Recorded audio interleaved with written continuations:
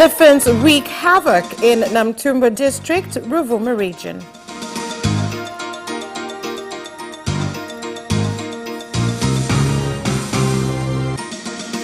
And in sports, Luis Misquison named Simba Sports Club Player of the Month.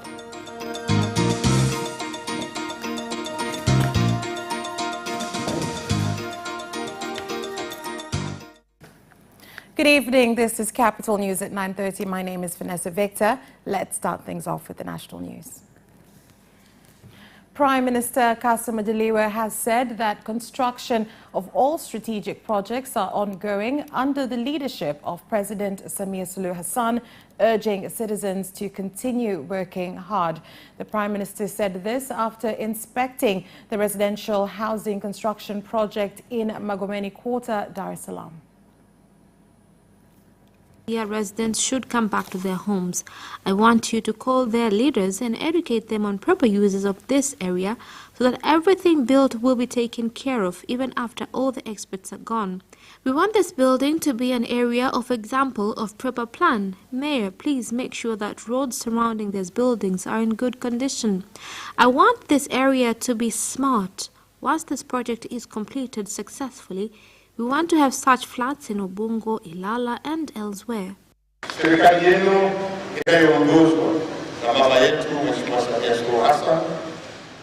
Our government, under Her Excellency Honorable Samia Suluhu Hassan, is vigilant and will continue to serve Tanzanians.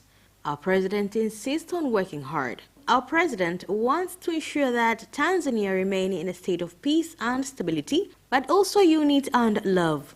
And most importantly, to ensure security is paramount in our country. The great secret of success is stability and peace, and especially when we are all speaking the same language.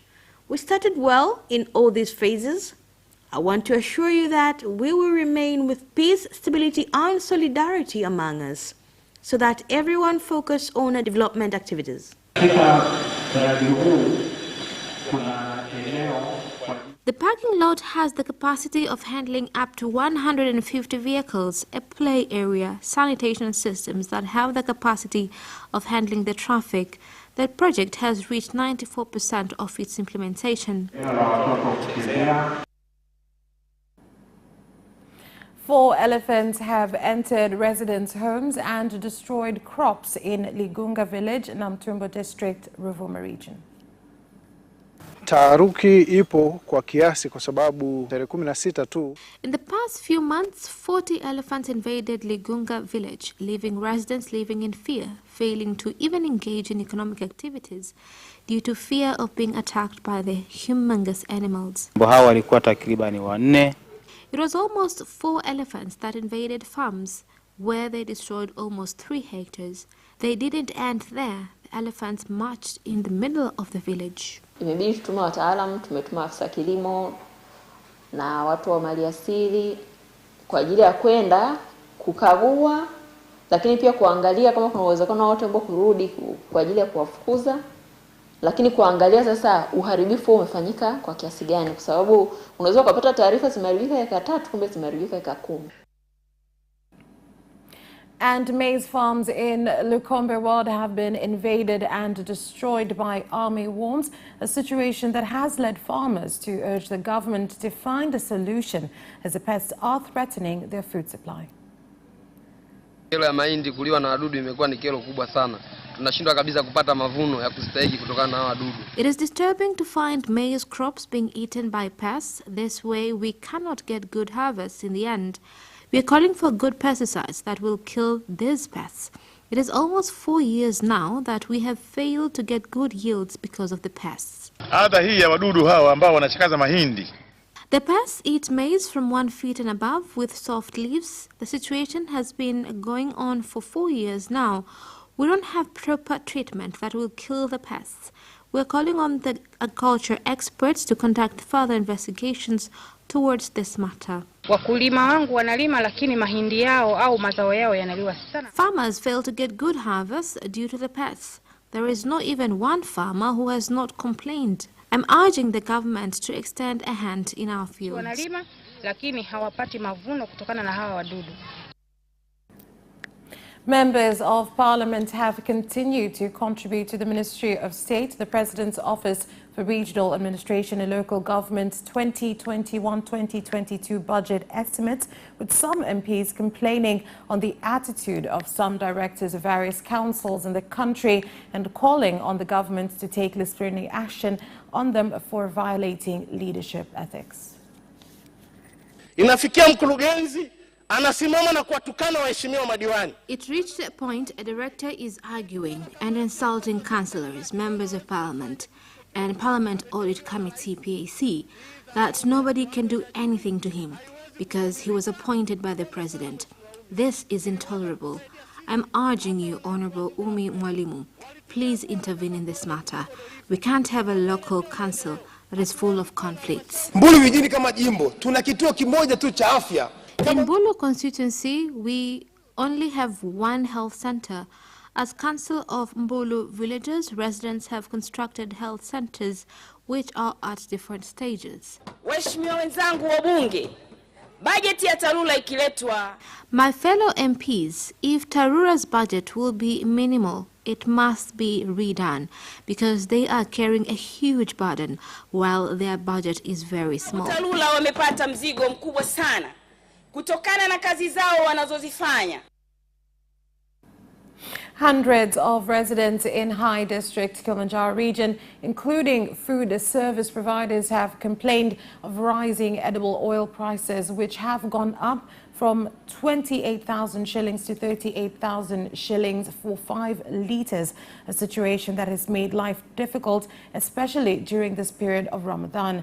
They have urged the government to intervene and address the situation. The oil price is rising, and especially in this holy month of Ramadan. If I tell you that I eat without oil, and it is even harder to get hold of coconut, sir, please look into this matter. Kosa lao ni kuzipatanisha nafsi zao na Mungu wao. Kosa la Waislamu wao. Is it their fault that they are reconciling their souls to God?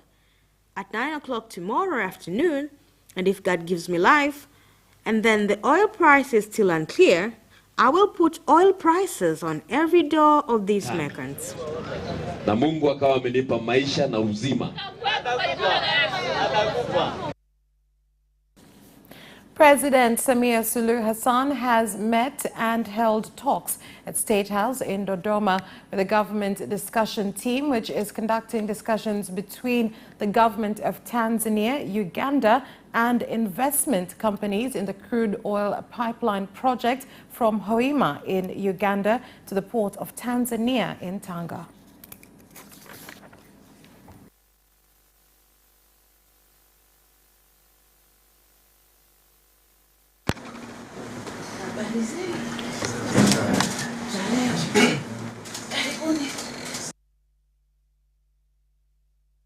And the police force in Kilimanjaro region, through patrol officers, has caught 2 vehicles carrying over 100 kilos of cut in small bags, which were hidden by sand at the Holili border in Mwanga district.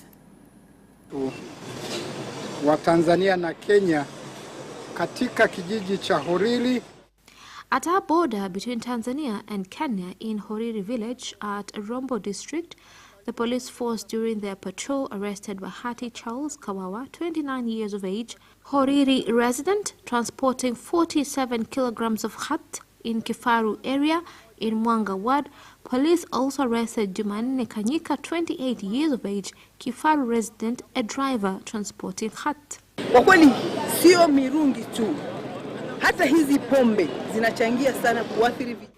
Not only khat, even alcohol contributes a lot in immoral behaviors of our youth. What is affecting us is that we are at the border area. There are a lot of illegal routes. May the police force make more efforts in controlling those routes. Border drivers also contribute a lot because they use illegal routes to bring in those illegal drugs. Kusema kweli, tukio la mikoka au mirungi kupita hapa ni tukio ambalo. Illegal importation of khat in this area has been there for a while. As a resident, I can confirm that the police force has done all it can in combating the menace, but it has been difficult to succeed due to illegal routes being many at the border between Tanzania and Kenya. Askari wakienda huku wanapita kule, wakienda huku wanapita kule. Kuna mchengano. Utakuta mara nyingi askari wanakimbizana na wale wenye vitu, wanawashinda nguvu, wanaishia. Wengine wanapata ajali, wanakufa. More than 3,000 residents from Kumtundu village in Mvugwe Ward, Kasulu District, Kigoma region, have opposed their removal to pave way for a sugarcane investor in Santore, Mkuyuni and Nyandurumo suburbs until the government pays them compensation for land which they have been using for agriculture and livestock keeping activities. Leo hii tunaambiwa tutoke eti ili eneo ni la mwekezaji. Je, familia zetu tutazipeleka wapi? Today we are told to vacate because this area belongs to one of the investor. Where will we go with our families? I asked the government to help us. We are asking our newly president to hear us. Naomba sasa kwamba hili eneo wananchi wakae kama kawaida. I am asking the government to let people stay in this area. There are a lot of people here, almost 3,000 people. Tulichofanya katika hizo hekta 37. What we did in those 37,000 hectares, we gave out 1,000 hectares to the citizens that invade the area.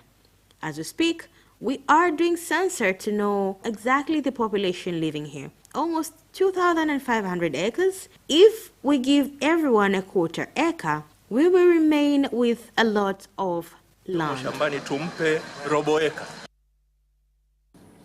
That's all for the national news. International news is next.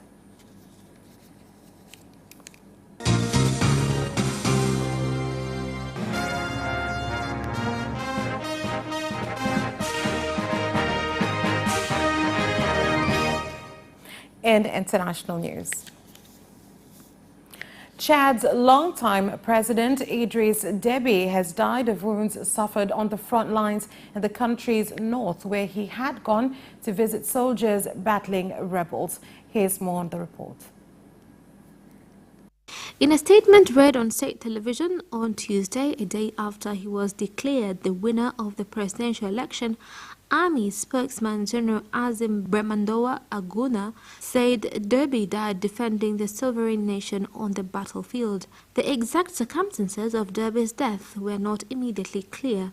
The army said the president had been commanding his army at the weekend as it battled rebels who had launched a major incursion into the north of the country on election day on April 11th.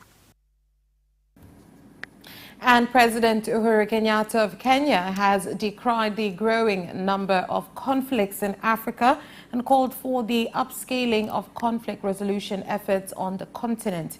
President Kenyatta made the appeal at State House in Nairobi during a virtual United Nations Security Council high-level open debate on the cooperation between the UN, regional and sub-regional organizations in conflict prevention and resolution. To this end, Mr. President, I want to propose that time has come to scale up our conflict resolution efforts, particularly here on the African continent. And I would like, Mr. President, to propose some 5 recommendations for your consideration.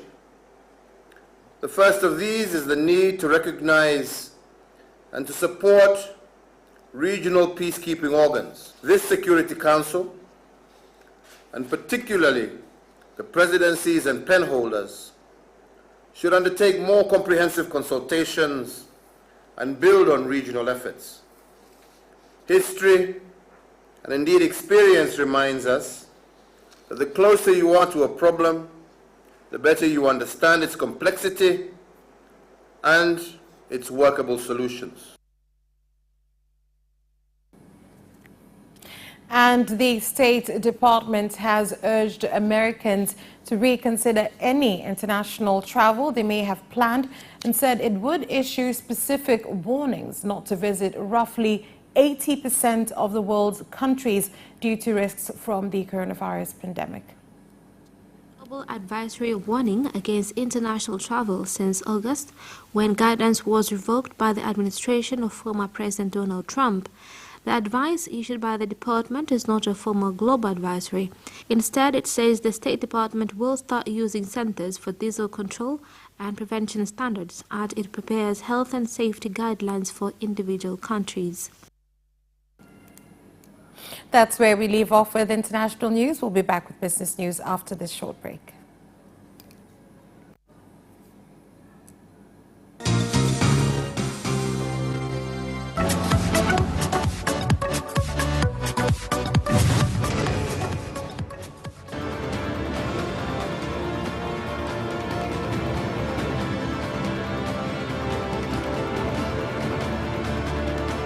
Watch Business Edition as we talk to business leaders and experts in sectors that are transforming Tanzania's economy. We believe that the driver is the customer. To change the mindset of traditional HR to the digitalization.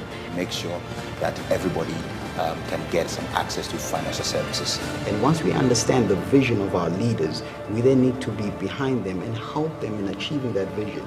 Business have involved mercantile operations, trade guilds, or shared agricultural production, infrastructure, construction, financial sectors, tourism, and mining.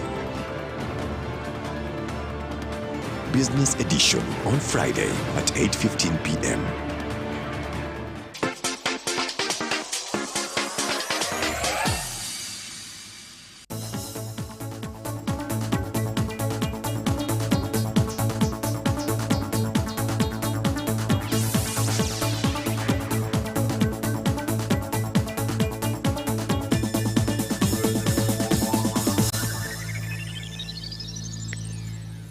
Thank you for staying with us. And now in business news. The Ministry of Industry and Trade has allocated 4 billion shillings for the 2021-2022 financial year to purchase small agro processing machines from Small Industrial Development Organization, SIDO. Mheshimiwa Naibu Spika, naomba kutoa wito kwa wananchi wenye uhitaji wa mashine.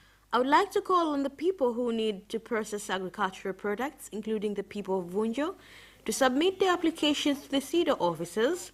Honorable Speaker, I urge all members of this Parliament to encourage entrepreneurs in their areas to take advantage of the opportunities available to develop technology in our SIDO centers for our economic gain. Vituo vya kuendeleza teknolojia, yani TDC, vya SIDO ili kujinufaisha kiuchumi.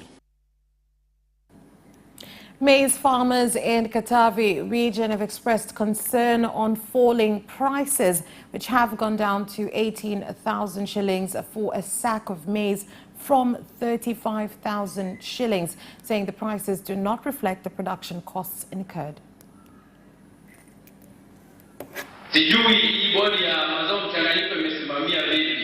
I don't know how this hybrid board has managed. If you look at the price of maize production, it's different. So far, the leaders who monitor the markets, we have found out that it sells for 3,000.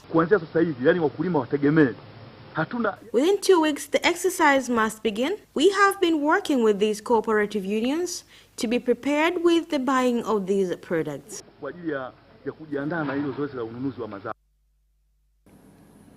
Tanzania Revenue Authority, TRA, has called on entrepreneurs to cooperate in the door-to-door taxpayers education campaign, which aims to increase formalization of businesses as well as increase the country's revenue.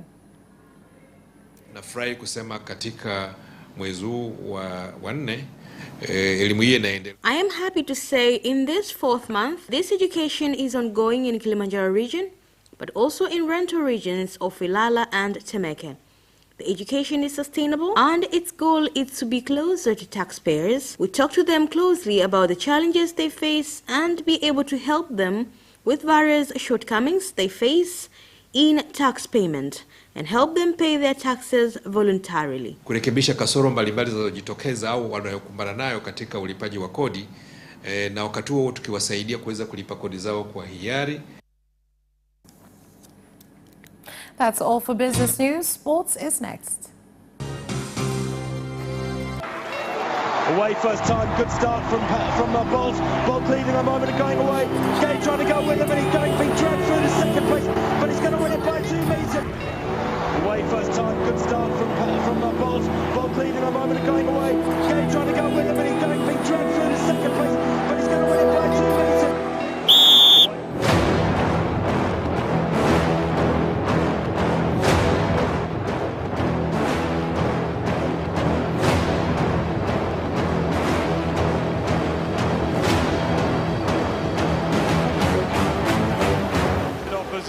Joaquinho, he did lose some length.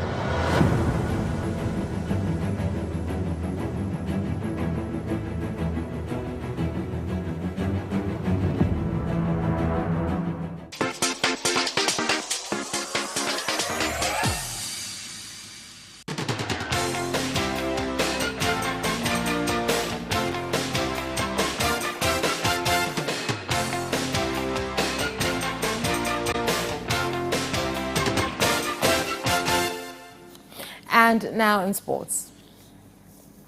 Simba SC Wenger Louis Mkisone has been voted the March Player of the Month in the Tanzanian Mainland League.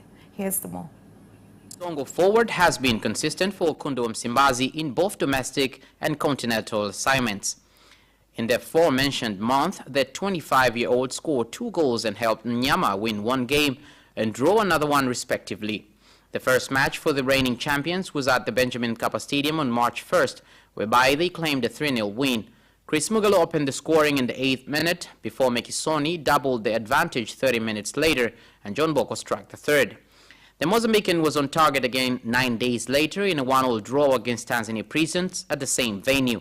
Mugalo had missed a penalty in the 29th minute, and his team was punished in the 55th by Jeremy Ajuma. And Tanzanian giants Yanga SC are close to appointing Nurdin Al-Nabi as their new head coach. Here is more. The mainland Premier League giants have been in the market since early March when Cedric Kazi was relieved of his duties after a loss to Coastal Union, and according to a high-level source, they have settled on a Tunisian. Al-Nabi was recently in charge of Sudanese giants El Merreikh, but he was let go after just 3 games at the club. The 56-year-old Tunisian is reportedly going to be unveiled before Yanga play Azam FC on Sunday. Yanga had already confirmed Mwambusi, who has been working as an interim head coach since Kazi's departure, will be maintained as an assistant in order to guide the new coach. And Real Madrid President Florentino Perez has dismissed threats from UEFA President Alexander Seferin, who said that players participating in the Super League will be banned from the World Cup and Euros. There has been a major outcry over the Super League proposal, which was announced on Sunday and includes 12 teams with a further 3 expected to be added.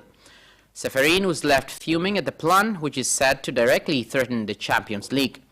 Perez spoke about Seferin's threats in an interview with El Chiringuito on Monday, saying, "Every player can be calm because that's not going to happen. They won't be banned if they join the Super League." And Jurgen Klopp insists he will not walk away from Liverpool despite his reservations over the club's involvement in a proposed European Super League. The Reds have been under fire since it emerged on Sunday that they were one of 12 clubs set to launch their own closed-shop competition, which threatens to alter the footballing landscape both at home and abroad in the coming months and years. Klopp and his players were booed and jeered by fans ahead of the Premier League game at Leeds on last night, and the club's actions have been roundly condemned by media pundits, former players and even their own supporters. Even James Milner, the vice-captain, admitted he was against the notion of a Super League after the 1-1 draw at Elland Road, which leaves the Reds still outside the qualification spots for next season's Champions League, a tournament it appears Liverpool are unlikely to play in any way at this stage. Speaking at his post-match press conference, Klopp insisted he will remain Liverpool manager as long as he was wanted. And Jose Mourinho flashed a smile and said he had no intention of fading from the spotlight after his Tottenham sacking, instead claiming there was no need for breaks. In an impromptu interview near his car on Monday, the manager appeared in good spirits and insisted he will be back in the dugout soon. Mourinho exited Tottenham with the club in 7th place in the Premier League and set to compete in the Carabao Cup final, which will be played on April 25th against Manchester City. Securing a trophy of any kind has been top priority for the club, but Mourinho will not be around to see out that mission. And that sports item ends our news bulletin. On behalf of everyone who worked to bring you this bulletin, my name is Vanessa Victor. Thank you for watching. Good night.